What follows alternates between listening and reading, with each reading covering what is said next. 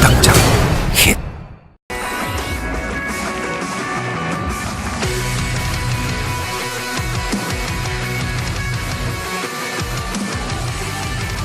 Welcome back to the SSL. I'm Tasteless. With me is Wolf. And we had a pretty incredible best of three there. Huge upset. Yeah, a huge upset already. Innovation, one of our three Terran players, and one of the big favorites of the tournament. One of the best players we had of all time in Heart of the Swarm, one of the top players at the end of its lifetime, is now out of this tournament, all-in twice. And, it really does kind of make you think about how harsh this format is for some of these players right now. Absolutely. And I don't want to sound like a dark prophet here, but let's keep in mind that a lot of the players that we saw who were very good in Wings of Liberty did not do well in Heart of the Swarm. We don't know if the players who are really dominant in Heart of the Swarm are in fact going to do very well in Legacy of the Void. So I'm just going to put that out there. You don't have to take too much from that since we haven't even had that many Legacy of the Void games yet. But is that an upset, or will this maybe be a trend? We'll have to see. Yeah, that's what we'll have to wait and see. Now let's talk about these two up-and-coming players that we're about to watch right now. soO, one of the best Zerg players in Korea, considered to be the best player, getting runner-up at all the tournaments. Look at his hand. He's beckoning to me, Wolf. I feel myself getting closer and closer to the monitor. Now, good to have this guy back, ByuN.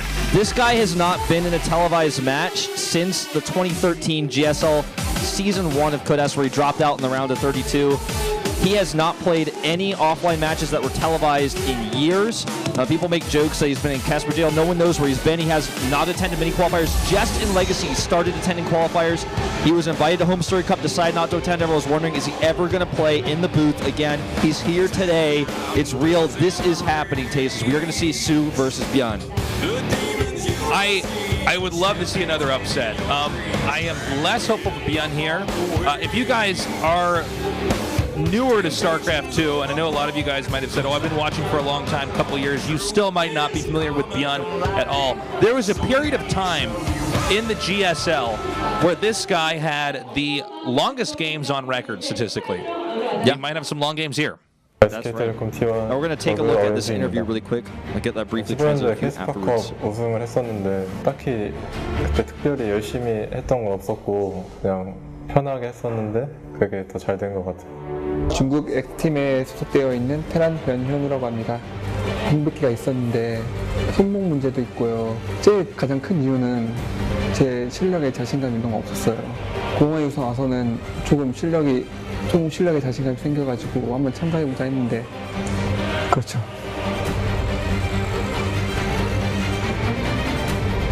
변현 선수가 온라인 대회에서 이렇게 최강자라는 이렇게 소문이 많더라고요. 딱히 걱정되는 거 없고 그냥 군심 때도 제가 잘했으니까 공허유선 때도 제가 더 잘할 것 같아요. 네, 군단의 심장 후반기 때는 어윤수 선수랑 레드에서 자주 만났거든요. 그때는 제가 아주 약간 더 많이 이겼는데 저인지 모르셨나 봐요. 방송에서 되게 긴장 많이 하시는 것 같더라고요. 준우승을 많이 했다는 기사는 많이 접했어요. 저는 긴장 별로 안 하니까 제가 더 유리하게 할 수 있을 것 같아요. 좀 불쌍하다 그냥 그런 생각을 안 했어요. 목표는 우승이죠. 일단 바로 앞 경기 어윤수 선수부터 이기는 게 목표입니다. 16년 와서는 열심히 하려고 하거든요. 응원 많이 해주셨으면 좋겠습니다. 어윤수 선수 이겨가지고 이제부터 좋은 모습 보여드리도록 하겠습니다.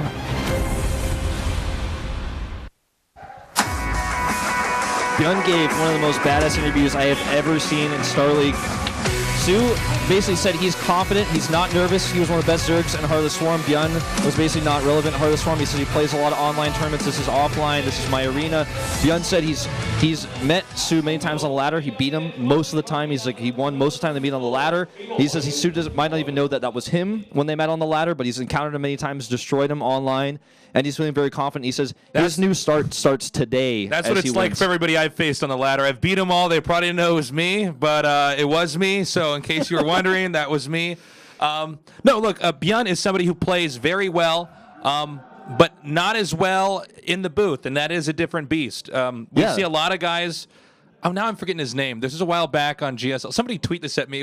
There was a guy who was #1 at the time on ladder, Terran player, like officially, and had been #1 for most of the season. In Legacy or like a while ago? No, this was in Heart of the Swarm. Okay.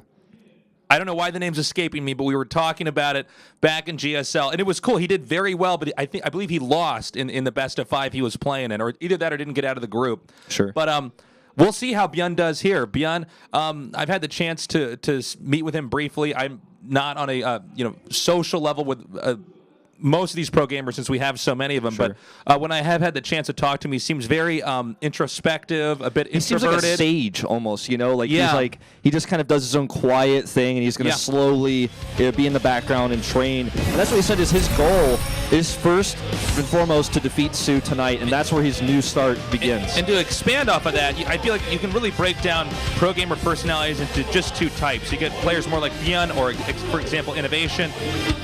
Very, like I said, introspective, kind of deep in thought. Not necessarily the most social, most gregarious personality types you could expect to see out there. You get other players like soO. He's pretty charismatic. I like he's always smirking, talking a little bit of trash, and even a more intensified version of that, somebody like Parting or MC. But when you take these players who are like ByuN in that personality type, occasionally they have a harder time when they are playing in front of live audiences, when they do know the whole world's watching. And SSL is a very different beast from the ladder, so it's going to be quite interesting to see how he does here, especially against a player as accomplished as soO, easily one of the best Zerg players, best players in fact of all time. Anyways, going into our next best of 3 here in the SSL.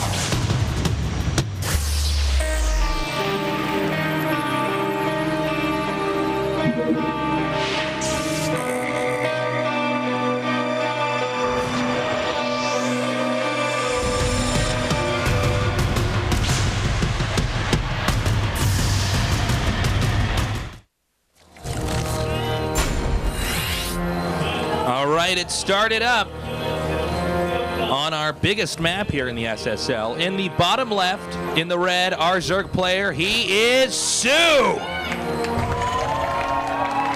One of the kings of this studio, of this arena. But his opponent to the bottom right in blue, the fan favorite tonight, it's ByuN, the king of the online tournaments. You name an online tournament that's happened since the beginning of the beta, he's played it, he probably won it. This is his first offline event in years. People wondered if he was even going to show up today, but he's here, and he's got a plan, he's got an idea. He wants to defeat soO, who's won multiple tournaments. He's won the Kespa Cup, for example. He's been at multiple finals, and is actually, won Record-breaking, in fact, Yeah. for being in the finals. Not winning, but being in the finals, getting that silver medal. one of the top finishers in Pro League for individual wins on a top team, SK Telecom, the team that was back-to-back in Pro League finals and is the most recent winner of Pro League. So this guy is the favorite, but we just saw a Titan fall. We just saw another SKT player just earlier lose 2-0, so we'll see what happens in this series as well. Going for a quick command center here, not the quickest. He is going to follow that up, pair that with a Reaper. Now, ByuN is known for his aggression. He's known to be a bit aggressive and cheesy. And the haters for ByuN on the internet say he just figured out the game a little bit faster, but they think that he might fall off the map. But he's doing a very similar opening to what we saw Innovation do with a quicker CC into the Reaper. And we see soO again playing safer, gets a fast Zergling speed, gets that quick gas. He's going to skip the Roachborn for now, but still 2 drones in that extractor. I really can't say this enough. I love the rate the game picks up here in Legacy of the Void. It really is so cool. You get right into the action, expansions even faster. The micro comes out even quicker. And here's a dance we're probably going to be seeing for the time being here in TVZ, in the current meta, in this matchup. The 4-lings there to simply distract and buy time so the Reaper can't kill any drones. Ultimately, then the Queen does come out, zoning the Reaper out permanently until more Reapers can come along, if he does in fact choose to make any more Reapers. Sure. In this case, it doesn't look like that's going to be what his aim is. Yeah, it's very similar to Heart of the Swarm in that regard for this matchup. Sometimes you see bigger commitments, as you said, but yeah, not in this case. We do see a fast layer again here for soO. This is not necessarily going to mean that we're going to see the same sort of Nidus play that we saw earlier, especially because he committed 100 gas to that Ling speed early on. So let's see what soO's got planned here. Could be quick Mutus, and he has not yet added a Roachborn. Only 1 Reaper, though, so he knows whatever he does could be kept a secret if he blocks the ramp. Tough to get into the main base on this map. You got to jump twice. Also very clear right now to soO that ByuN's teching up. Since he sees that 1 Reaper, obviously he would not assume that there are a bunch of Reapers hiding somewhere. Either that or that's not a thing just yet in the meta. So he should be expecting some kind of tech up, and in this case, it's going to be a quick medevac for some drops. That's right. Now, with the medevac coming out here very quickly, he definitely will have that opportunity to put that aggression on into the main base, but with a lair coming up here too, the defense will be ready for soO as well. Now let's see his choice. The lair is finished. Most likely will be a Spire here. He's waiting for that 200 gas, and there it is. So it's going to be a quick Spire. The drop is going to come out and grab these Hellions that are in the middle of the map. And without the Mutalisk at first, he will have to rely initially on his Queens and a few Speedlings to hold off this Hellion drop. So it's going to be a little bit of scrappy defense here from soO. But bear in mind, if he loses the medevac and the Hellions and it doesn't do any damage, the counterattack here is going to be very strong. But there's a window here where soO is going to be pretty weak. Now he does send Overlords out, but ByuN's control is good. It's only just now been spotted, this drop. The Queens instantly coming back. The Lings need to come back as well. Yeah, Lings have not been moved just yet. There they are. They're going now. Drones being evacuated. Already some kills coming down here. Oh man, 4 drones killed already. He can just pick up and leave though. Oh, he is targeting down the medevac. Oh, so low. Taste is down to 22 health. Fans getting freaked out about that. There's a lot of ByuN fans in the studio tonight. So many, actually. He's definitely the fan favorite in this studio. Now he's following this up with a Liberator push with a lot more Hellions. This is not an all-in. It's just a lot of pressure. Yeah, he might try to go behind the expansion and just start picking off drones from there. Really, the focus right now for defense is from soO here. He can also use that Liberator to help zone Lings that chase down his Hellions, but looks like he is going to do, as you said, and come behind this mineral line. There are several Queens here, but the drones will need to be evacuated. Okay, doing some damage over there, but 3 Queens going to come up here from the side. No, he wants to make sure the Liberator can't get out. The Liberator's not being moved. ByuN's going to be in some trouble.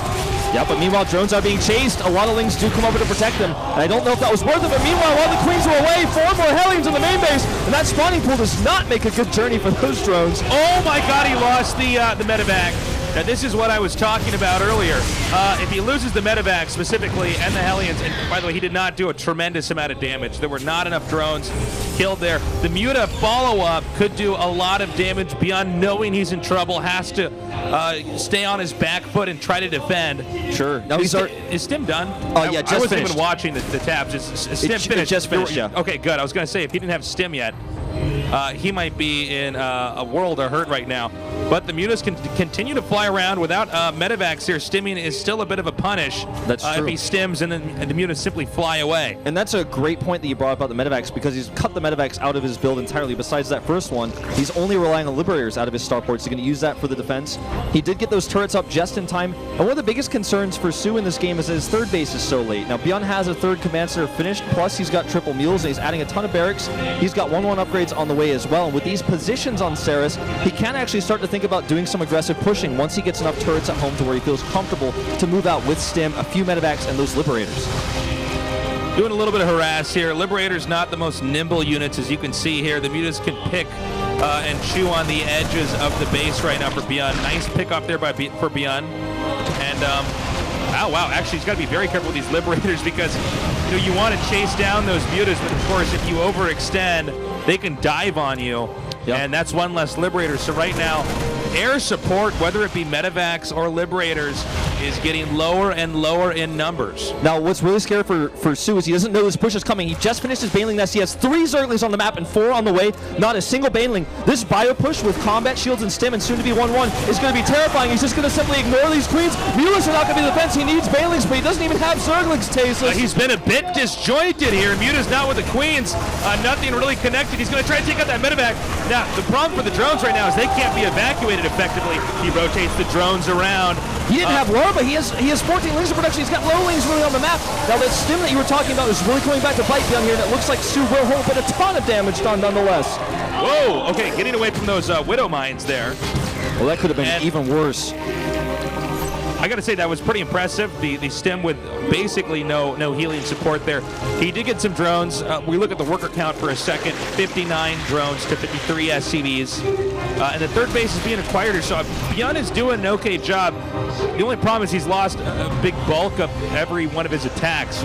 Sure. Now However, he's going to do a follow-up attack, and it's 110 supply to 96. So adding the numbers together, this actually might be enough to be a serious threat. And I don't think there's even enough Banelings out. There's 3 Banelings morphing. They're not even ready yet. I don't think they are going to be ready. Tastes. Here we go. Liberation zones have been planted. The creep is being pushed back. Not a single Baneling will actually participate in this fight. And this is a tiny bioforce, but we have no attacking units to support. but it's enough to win the game. Let's see if he can actually follow through and make it happen. You know what? I mean, he might just have enough. I think he does. He might just have enough if this attack doesn't go perfectly, because he's going to actually gun down the Lings as they hatch. It's tougher for the Mutas to engage in over here. Here they come now. Okay, but the Mutas need to spread, and they are not, and that is going to be game over. ByuN will take game number 1. So many fans in the studio coming to see him at his first offline tournament in years, and he is defeating one of the best Zerg players in the world. And with a unique play, he sneaked Marines past the Overlords and actually was able to attack soO at his most vulnerable moment. We don't where he normally dropped see much. Terrence push out with basically no heal support. I mean, that one medevac was not going to be enough to make a big difference. However, Zerg was just not prepared. We saw the Queens in one spot. I believe he killed a spine crawler that was morphing there. Mutas were too far away.